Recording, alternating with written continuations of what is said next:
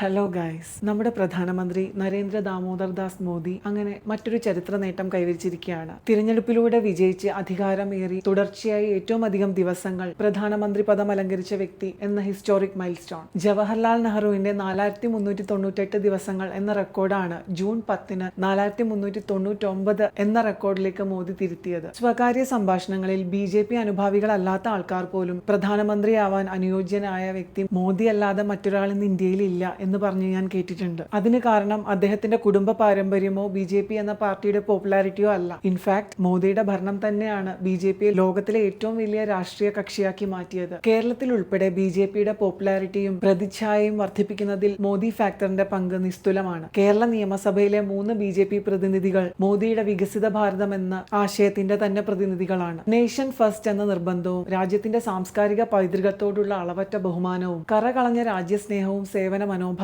നിതാന്തമായ പ്രവർത്തനോത്സുകതയും മോദിയെ അദ്ദേഹത്തിന്റെ തന്നെ ഭാഷയിൽ പറഞ്ഞാൽ പ്രധാനമന്ത്രി എന്ന പദത്തിനേക്കാൾ പ്രധാന സേവകൻ എന്ന പൊതുജന സമ്മതിയിൽ എത്തിച്ചിരിക്കുന്നു. 2014 അദ്ദേഹത്തെ പ്രധാനമന്ത്രി സ്ഥാനാർത്ഥിയാക്കി NDA മുന്നണി അവതരിപ്പിക്കുമ്പോൾ അതിനു മുൻപേ തന്നെ അദ്ദേഹത്തിന്റെ വിജയകരമായ ഗുജറാത്ത് മോഡൽ കണ്ട് ഇന്ത്യൻ ജനത അദ്ദേഹത്തിൽ പ്രതീക്ഷ വച്ചിരുന്നു. 2014 തുടങ്ങിയ മോദി യുഗം ഇന്ത്യൻ എക്കോണമിയെ ഫ്രജൈൽ 5-ൽ നിന്ന് ഫാസ്റ്റസ്റ്റ് ഗ്രോയിങ് 5-ലേക്ക് ഉയർത്തി. 2014 സ്വച്ഛ് ഭാരത് അഭിയാനും പ്രധാനമന്ത്രി ജൻധൻ യോജനയും 2015 make in India, digital India തുടങ്ങിയ പദ്ധതികളും 2016 ഉജ്ജ്വല യോജനയും നോട്ട് നിരോധനവും സ്റ്റാർട്ടപ്പ് ഇന്ത്യയും 2017 GSTയും 2018 ആയുഷ്മാൻ ഭാരത് ആരോഗ്യ ഇൻഷുറൻസ് പദ്ധതിയും 2019 മുത്തലാഖ് നിരോധനവും കശ്മീരിന്റെ പ്രത്യേക പദവി റദ്ദാക്കലും 2020 ആത്മനിർഭർ ഭാരതും കേന്ദ്ര വിദ്യാഭ്യാസ നയവും 2021 കോവിഡ് വാക്സിനേഷൻ പ്രോഗ്രാമുകളും 2023 ചാന്ദ്രയാൻ ദൗത്യവും G20 ഉച്ചകോടിയും 2024 വഖഫ് ഭേദഗതിയും എല്ലാത്തിലും ഉപരിയായി രാജ്യസുരക്ഷയിലും ആഗോള നയതന്ത്രത്തിലും ബേസിക് ഇൻഫ്രാസ്ട്രക്ചറിലും ഉണ്ടായ മുന്നേറ്റങ്ങളും അഴിമതിരഹിതമായ ഭരണവും മോദിയെ കൂടുതൽ ജനപ്രിയനും ശക്തനുമായ ഭരണാധികാരിയാക്കി. ഇത്ര വൈവിധ്യമാർന്ന നമ്മുടെ രാജ്യം നേരിടുന്ന എല്ലാ പ്രതിസന്ധികളെയും വെല്ലുവിളികളെയും ശക്തമായി നേരിട്ട് ഈ മഹാരാജ്യത്തെ ഒന്നിപ്പിച്ച് ഭാരതം എന്ന ഒരൊറ്റ വികാരമാക്കാൻ കഴിഞ്ഞ മോദി തീർച്ചയായും ഇന്ത്യയുടെ ചരിത്രത്തിന്റെ മാത്രമല്ല ലോക ചരിത്രത്തിന്റെ തന്നെ ഭാഗമായി കഴിഞ്ഞു. കേവലം ഈ നിമിഷത്തിന്റെ പ്രസക്തിയേക്കാൾ ഉപരി ഭാവിയുടെ തയ്യാറെടുപ്പുകളായി കാണാവുന്ന ഓരോ നയങ്ങളും തീരുമാനങ്ങളും മോദിയെ ഒരു ഫ്യൂച്ചറിസ്റ്റിക് ലീഡർ ആക്കുന്നു. അദ്ദേഹത്തിന് ദീർഘായുസ്സും അദ്ദേഹത്തിന്റെ ഭരണ നയങ്ങളിലൂടെ നമ്മുടെ നാടിന് കീർത്തിയും ഐശ്വര്യവും ദീർഘകാലം ഉണ്ടാവട്ടെ എന്ന പ്രാർത്ഥനയിൽ ഞാൻ ഈ വീഡിയോ നിർത്തുന്നു. അടുത്ത വീഡിയോയിൽ മറ്റൊരു വിഷയമായി വരുന്നത് വരെ ta-ta, bye bye, see U.